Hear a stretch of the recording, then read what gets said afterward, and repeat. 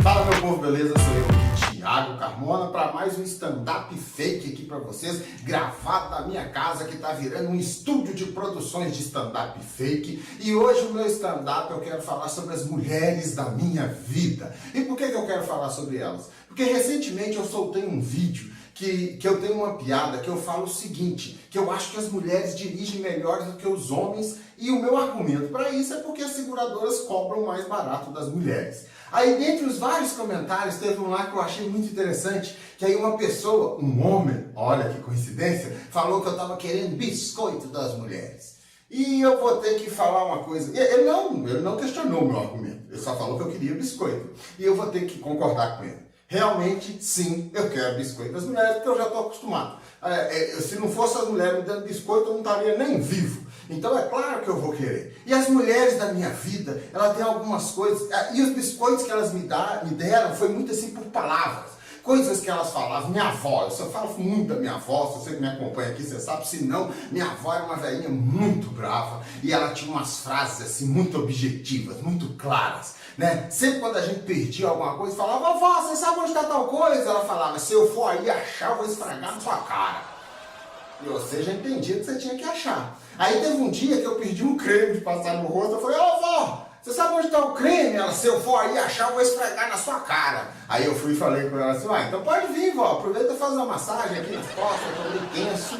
Eu só consegui rir mesmo depois que eu parei de correr, né? Porque eu tive que sair correndo para o negócio não ficar feio. Outra coisa que as mulheres da minha vida, essa já era minha mãe, sempre falou, e eu sei que você vai se identificar, que a sua mãe também deve ter falado isso com você, é o na volta a gente compra. O na volta a gente compra é clássico. Por causa dessa frase, eu conheço Belo Horizonte inteira. Porque eu saía com a minha mãe, a gente só ia em um lugar uma vez, a gente nunca voltava. Entendeu? Essa volta nunca existiu. Essa volta me ensinou a viver no presente, porque ela não existe de jeito nenhum. Outra frase que é de mãe também. Mãe também fala muito isso.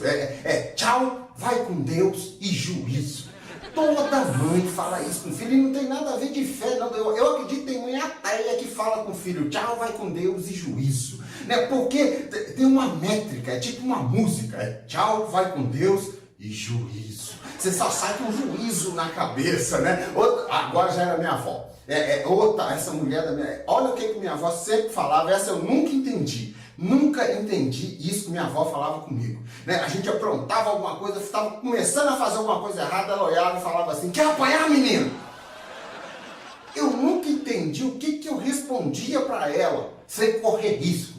Né? Porque dava muita vontade de falar, quem era a avó? Dá aqui, bate aqui na minha bunda aqui. Mas, né, eu nunca fiz isso, por quê? Porque eu não queria apanhar. Mas era uma pergunta que deixava a gente numa rolha danada, né? E mãe, e vó, né, mulheres no geral, ela tem umas manias de dar ordem pra gente, que ela sabe que a gente não vai cumprir, e mesmo assim elas dão. Né? Minha mãe tinha muito isso, minha mãe tem, né? Minha mãe tinha não, minha avó que tinha, minha mãe tem ainda. Minha mãe tem muito isso, eu não quero ninguém chorando quando eu morrer.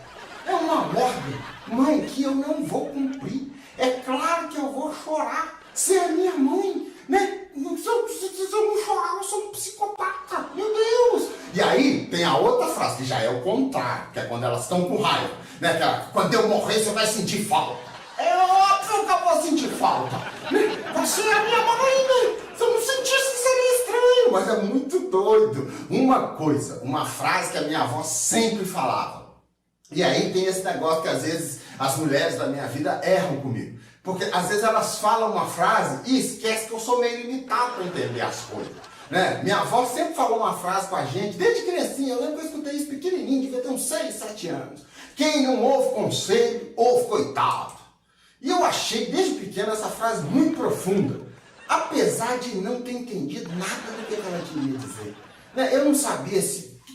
Quem ouve conselho, ouve coitado? Né? Quem é? Dois irmãos, o conselho e o coitado? Né? Se você não ouve conselho, você tem que ouvir o coitado? Eu não entendi, minha mente pequena. Eu só entendi quando eu fui para experiência prática. A vivência que faz a gente aprender. Eu peguei uma bicicleta escondida do meu primo, eu era pequeno e a bicicleta era grande. Minha avó já tinha me aconselhado a não pegar, mas eu peguei e saí na rua. E foi uma curva só. Aí eu tomei aquele tombo. Você lembra daqueles tombos que a gente tomava quando a gente era criança? Mas é aquele tombo de bicicleta que o guidão vira o seu braço vira o guidão, o quadro se transforma na bacia, você se torna um com a bicicleta. Sabe aquele tombo que é impossível você conseguir levantar sozinho, porque tá tudo travado, a corrente tá passando pelo seu pescoço, não tem jeito. E foi aí, com a vivência, com a prática, que eu descobri a realidade disso que a minha avó estava falando. Porque ela veio correndo, chegou perto de mim e falou: viu?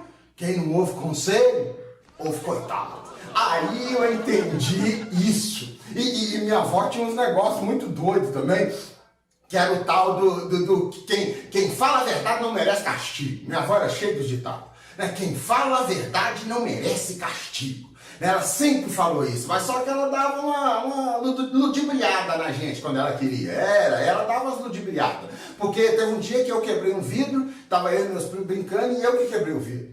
E aí minha avó chegou e falou: quem quebrou o vidro? E ficou todo mundo em silêncio. Sabe aquele momento assim que os meninos parecem que é todo mundo, fica olhando para baixo. Ela falou: quem quebrou o vidro, gente?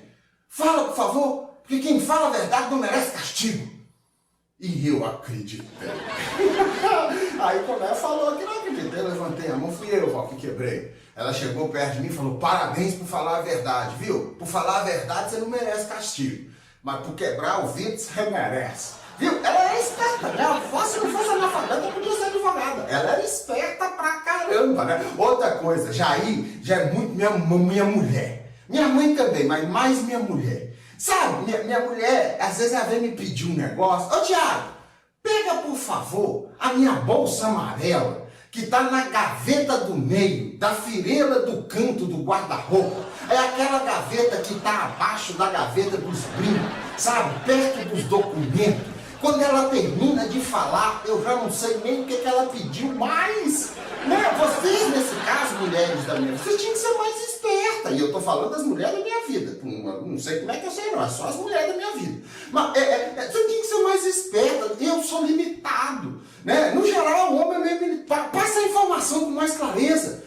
Se ela virasse e falasse assim: Tiago, pega a bolsa amarela que tá na gaveta do meio, da fileira do canto do guarda-roupa, pronto, eu ia chegar lá, procurar em todas as gavetas, não encontrar e falar: não achei não. É isso que ia acontecer, mas a vida ia seguir normal. Né? Uma outra coisa, já é mãe de pobre, minha mãe já falou isso bastante também, minha mãe falava, mais minha avó que falava, mãe de pobre adora falar pro menino quando o menino tá chorando: engole o choro.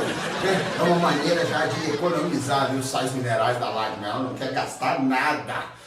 Outra frase que eu adoro, e aí eu posso botar essas três mulheres da minha vida: minha mãe, minha avó e minha esposa, né? As três, né? É aquela frase: não quero nem saber. Quando elas falam não quero nem saber, eu já sei que eu tenho que contar tudo logo depois, tintim por tintim, sem esquecer uma vírgula.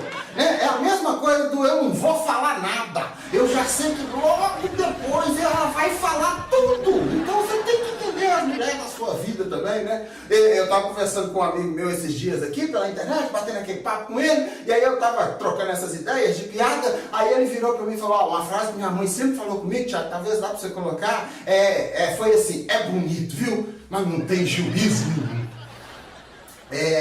Aí eu falei que, mas não vai dar pra pôr essa piada não, né? Falei: por que, Tiago? Porque minha mãe sempre falou comigo: não tem juízo nenhum. Mas o é bonito, minha mãe é muito franca, ela nunca falou, nunca falou. Né? E minha avó, como eu falei, tinha umas objetividades, que eu lembro disso, eu acho bem legal, as objetividades da minha avó. Minha avó falava com a clareza. Você chegava em casa depois do trabalho: vó, tô com fome. Ela olhava pra gente e falava: vai, e as panelas estão amarradas na aba da minha saia da casa? Você já entendia que você tinha que ir para lá e colocar a sua, né? Outra coisa que era muito doida, que acho que foi as primeiras vezes que realmente eu me senti aflito, né? Foi quando minha avó ou minha mãe falava comigo assim: em casa a gente conversa. Menino, o céu escurecia, né? Parecia que eu estava no Polo Norte de frio. Acho que foi as primeiras vezes que eu desejei que minha mãe caísse a língua da boca dela, foi quando ela falou isso, porque a mãe sabe falar naquele tom que travava, sabe? Que subia aquele frio na espinha. Em casa a gente conversa. sabe? Porque é aquela correção premeditada, sabe? É aquela correção que ela vai chegar. Isso me dava um medo. Agora, uma outra coisa que eu sempre adorei na minha família, aí era minha avó, minha mãe, sempre falava isso também, era cuidado com as má companhias, né? Cuidado com as má companhias. Uma vez que eu estava andando com um amigo novo lá, ó, esse menino não é bom que eu pensei, esse menino é má companhia, hein? Mas sabe o que é o doido da história?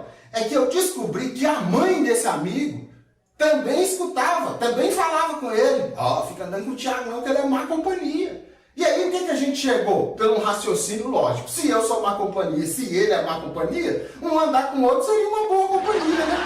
Então assim, a gente continuou andando junto. Então, para esse meu amigo que falou que eu quero biscoito de mulher, é claro que eu quero biscoito de mulher. É que eu querer sim, é claro. Não é que eu tô falando que as mulheres perfeitas, não. Gente, essa mulher é um ser humano, ela faz muita merda. Mas até nas merdas, elas são mais sutis, né? Esse dia eu tava descobrindo uma pesquisa aí que 51% das pessoas do mundo são mulheres. Mais da metade, 51%. Obviamente, você já sabia que era mais da metade, eu não precisava dar essa explicação, né? Mas é mais da metade, 51%. E 95% dos assassinatos do mundo são cometidos por homens.